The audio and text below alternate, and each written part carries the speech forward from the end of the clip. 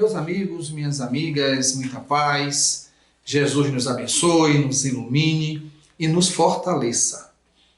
Desde a nossa infância, todos nós já ouvimos falar em casas mal assombradas, em filmes, em revistas, às vezes, quem sabe, até perto de nós, numa vizinha, no interior, né, dos grandes estados. Nós sempre ouvimos falar disso, que determinada casa parecia que tinha alguém, as pessoas falam em alma penada, não é?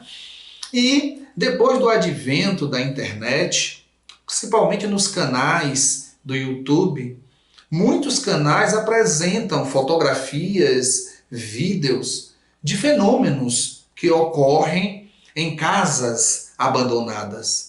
Evidentemente, muitos desses fenômenos são forjados, brincadeiras de adolescentes para chamar atenção. Entretanto, existem muitos canais que apresentam matérias sérias de pesquisa sobre esses fenômenos, não é? Muitas pessoas que viveram e até morreram nessas casas, depois da morte continuam lá.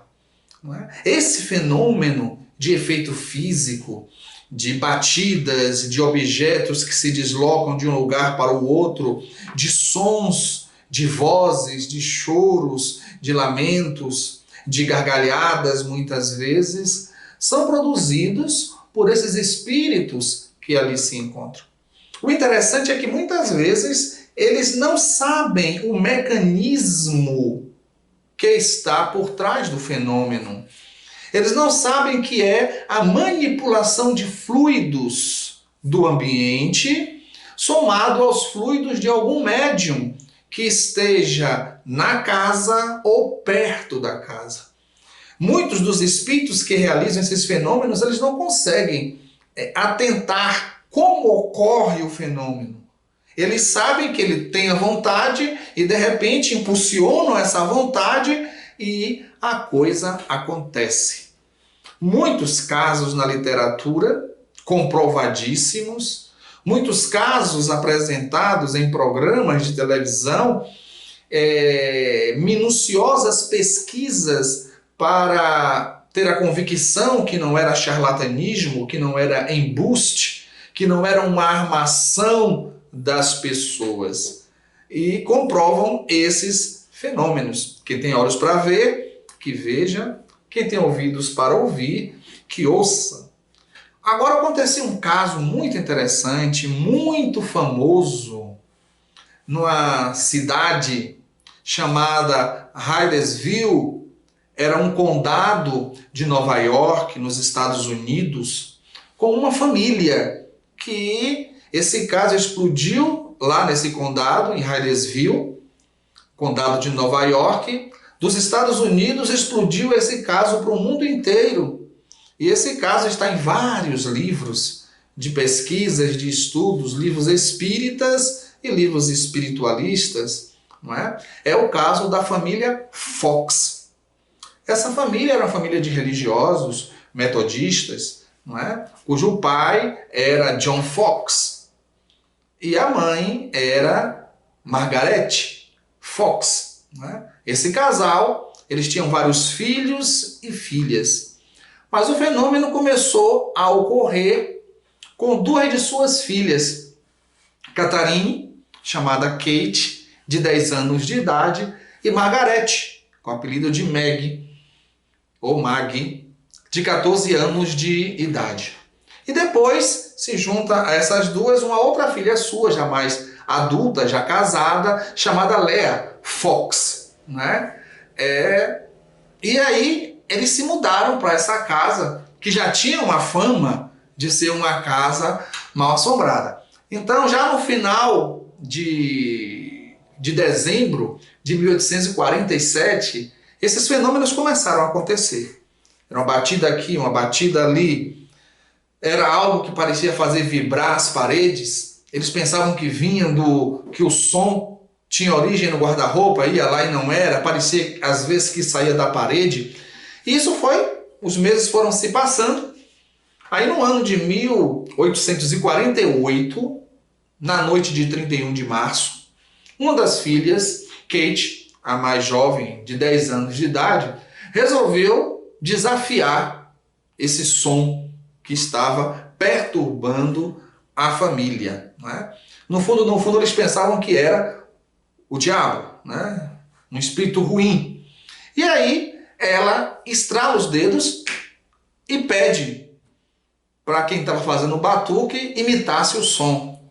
E imediatamente o som é imitado. Depois, ela pediu que ele batesse o número de vezes da idade de cada uma. Então, a de Kate, ele foi lá e bateu 10 vezes. Então se percebeu que aquele batuque estava sendo produzido por alguma coisa inteligente. Então eles resolveram, a família resolveu começar a tentar conversar com perguntas para ele responder sim ou não. E aí foram batendo, e ele ia respondendo. Os vizinhos começaram também a participar, criou um alvoroço ali naquele condado de Hydesville, naquela rua, naquela casa onde residiam a família Fox. Aí um vizinho chamado Isaac Post, ele resolveu nomear, falar as letras e pediu para aquilo ou aquele que estava respondendo, quando chegasse na letra, ele desse um sinal. E aí ficou mais fácil de formar palavras. Então ele ficava A, B, O. E aí, indo, ele ia batendo até formar as palavras, que daí em diante formavam frases. E a partir daí, esse espírito, descobriram que era um espírito, ele diz que ele era um caixeiro viajante com o nome de Charles B. Rosman. Charles B. Rosman, que ele estava vendendo as suas quinquilharias. Ele era mascate, ele era vendedor, aqueles vendedores que saem vendendo de porta em porta. E naquela casa ele teria sido assassinado e enterrado ali naquela casa. E aí as pessoas começaram a procurar e foram escavar a adega da casa, o porão da casa. E escavaram o porão, escavaram e acharam alguns fios de cabelo, alguns pedaços de cabelo, acharam alguns fragmentos ósseos, mas que não tinham nenhuma comprovação, apesar de saber que parecia ossos humanos, mas não tinha comprovação que era o mascate, que era o corpo de Charles. Não é? E aí, isso chamou a atenção do mundo inteiro. E aí um grande físico, descobridor de um dos elementos da tabela periódica, chamado William Crookes. O William Crookes, ele começa a pesquisar e vai trabalhar com Kate, né? Vai trabalhar com Kate, com Catharine, para estudar o fenômeno. E o William Crookes, ele já tinha pesquisado também muito sobre materializações, né? Com a médium Florence Cook, na materialização de Kate King, uma jovem que se materializava. Então ele tinha toda o comportamento científico, ele era um cientista do mundo material, né? Ele era um cientista renomado no nosso planeta. E ele se debruça nessa pesquisa. E ele comprova a autenticidade dos fenômenos, a autenticidade da mediunidade, principalmente a de Catharine, né? A de Kate. E com o passar do tempo elas ficaram muito famosas, a família Fox, principalmente as duas irmãs, Catharine e Margaret. Entretanto, em determinado momento da existência delas, Catarina, né, e Margarete brigaram feio com Lea, que era a outra filha do casal Fox e que também passava a participar das manifestações mediúnicas, daquelas reuniões. E elas brigaram feio, mas feio mesmo. E lá pelo ano de 1888,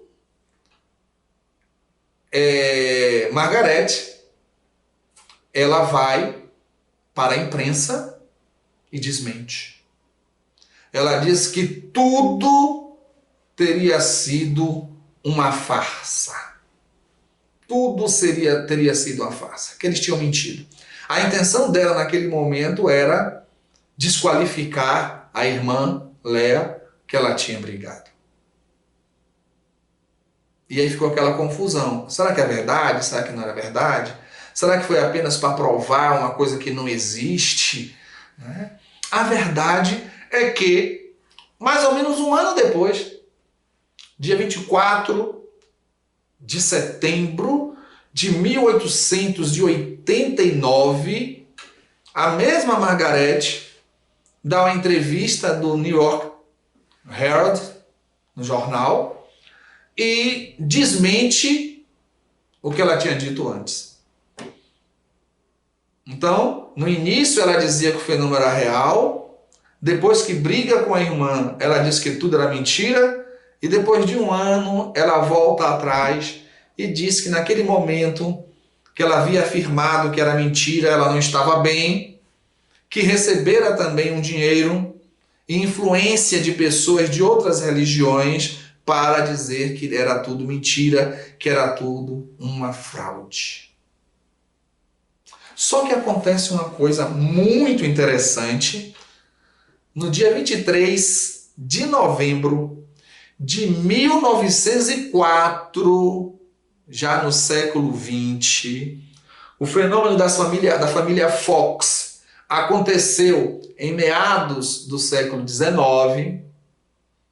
A polêmica de ter sido fraude no final do século XIX, mas no início do século XX, o Boston Journal dá a manchete, lá no dia 23 de novembro de 1904.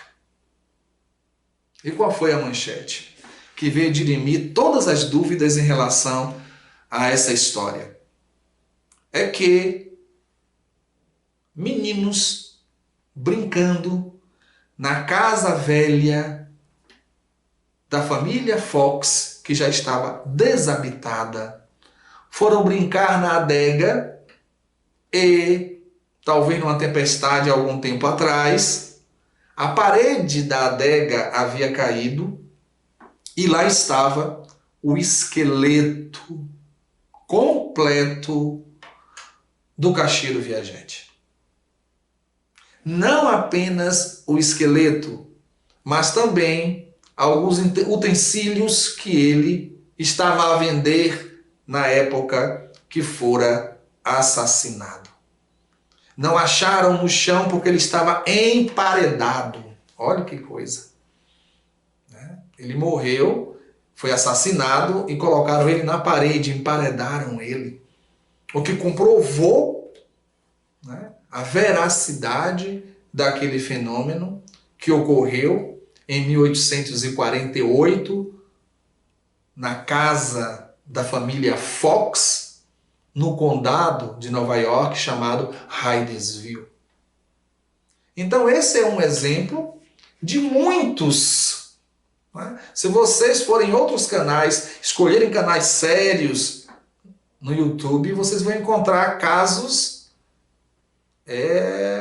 corriqueiros de comunicação de espíritos, comunicações de efeitos físicos nas casas, que são chamadas de casas mal assombradas. E aí, nós trazemos o ensinamento de Jesus para essa nossa conversa. Quando Jesus diz: onde estiver o seu tesouro, aí estará também o teu coração. O teu coração. Então, muitas vezes, as pessoas que estão em suas casas, muitas vezes apegadas em suas casas, nem percebem que desencarnaram. Elas estão ali e nem percebem que desencarnaram. Passou um filme no cinema muito interessante com Sharon Stone, chamado Os Outros. E nesse filme é típico isso. Você assiste o filme inteiro pensando que é ela mais os filhos, mais os empregados estão ali e a casa está sendo invadida, né, por espíritos. No final a gente vai ver que é o contrário. Quem está chegando na casa são pessoas encarnadas e eles estão todos desencarnados, vivendo como se estivessem ainda no corpo físico. Então, muitas vezes, esses espíritos nem sabem que desencarnaram. E os novos moradores são vistos como invasores de sua propriedade, porque onde estiver o seu tesouro, também estará seu coração. Outros sabem que desencarnaram, sabem que não pertencem mais ao mundo das pessoas com corpos, mas são tão apegados à sua casa, são tão apegados à sua fazenda, que eles ficam lá mesmo e não querem sair de lá. E ai daquele que tente ficar lá e mudar alguma coisa. Muitos que foram assassinados ficam presos ainda à cena do crime, não é? Mas todos eles vão ser assistidos no momento certo. No momento em que o coração abrir uma fresta, no momento em que a consciência abrir uma fresta, a espiritualidade, os seus parentes, os seus amores, não é? Sob a égide de Jesus, sem dúvida alguma, vão socorrer, porque ninguém está condenado a uma situação dessa para sempre. Todos nós estamos inseridos no processo de evolução e nada acontece por acaso. Deve ter uma razão para tudo isso. Agora, muitas vezes, esses espíritos são instrumentos de espíritos mais elevados para chamar a atenção. Para chamar a atenção. Eles são instrumentos para chamar a atenção para determinada coisa, para determinada pessoa ou determinado grupo de pessoas. Nós observamos que a doutrina espírita foi assim. Foram os fenômenos de efeito físico, as mesas que batiam, as cadeiras que se elevavam, né, os objetos que se moviam, esses fenômenos, o conjunto desses fenômenos que chamou a atenção do pedagogo, do pesquisador, do cientista, Hippolyte Léon Denisard Rivaio, que, não vendo nos fenômenos frivolidade, percebendo que os fenômenos tinham por trás uma causa, se debruça sobre eles e daí surge o Livro dos Espíritos e depois toda a codificação, se instalando na Terra a era do Consolador prometido de Jesus, do cristianismo redivivo. E esse tema também nos convida a uma reflexão. Porque não adianta a gente estar falando para vocês aqui, vocês me ouvindo aí, e depois acabou o vídeo, desligam e a vida segue como se nada tivesse acontecido. É importante a gente deixar uma reflexão, não é? Como está o nosso preparo para a morte? Como nós estamos nos preparando para a morte?